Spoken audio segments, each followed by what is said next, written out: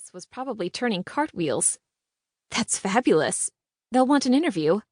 She scanned her schedule, looking for an open slot. After the reception? She hated to do it, but Brian would understand. The New York Times. It would give Kate's initial sales the boost it needed. Maybe enough to make the bestseller list. Here's the number. Anna handed her a yellow post-it. That tabloid guy has been hanging around all morning, trying to figure out who the groom is. I told him he'd find out in 6 hours like everyone else.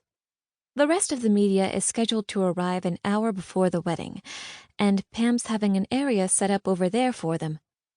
Anna gestured behind the rows of chairs to a square blocked off with white ribbon.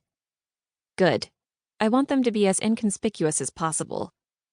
This is my wedding, and a girl only gets married once after all.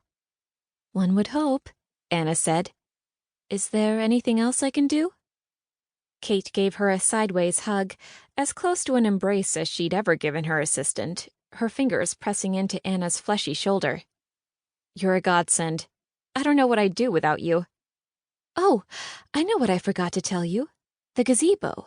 It should have been here by now. I tried to call Lucas, but I got the machine, and I don't have his cell number. His shop's closed today, and he doesn't have a cell. The man didn't wear a watch, much less carry a phone. She should have known better than to put something this crucial in his hands. Kate checked her watch. I'll run over and check on it. The drive to town was quick and effortless, but Kate's mind swam with 100 details.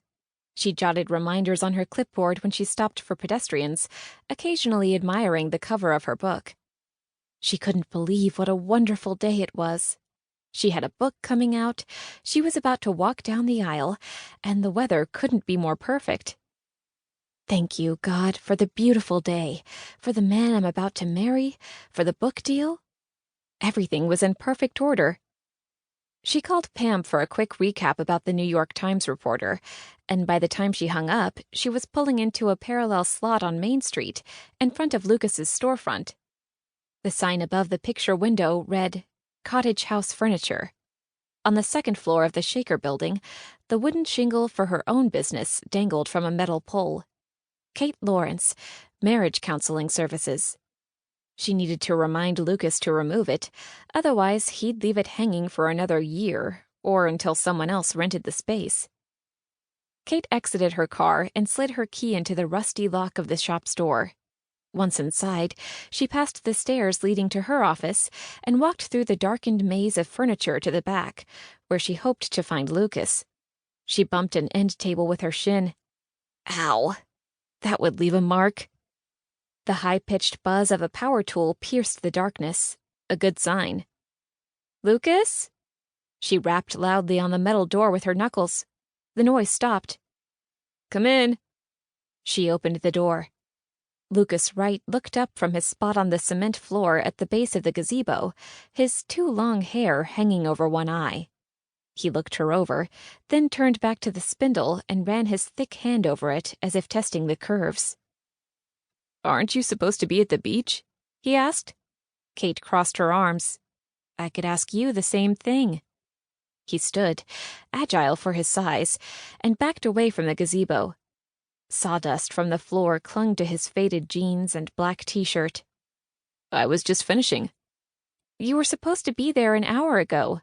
The gazebo needs to be put in place before the sound system, and the florist has to decorate it, and there are people waiting to do their jobs.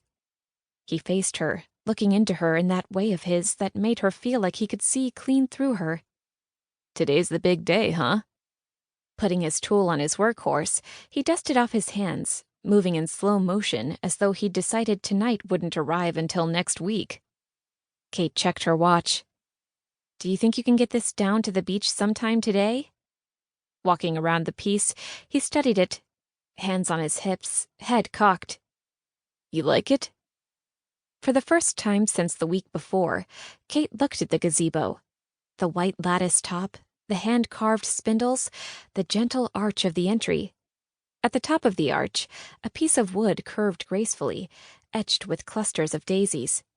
The gazebo's simple lines were characteristic of Lucas's work,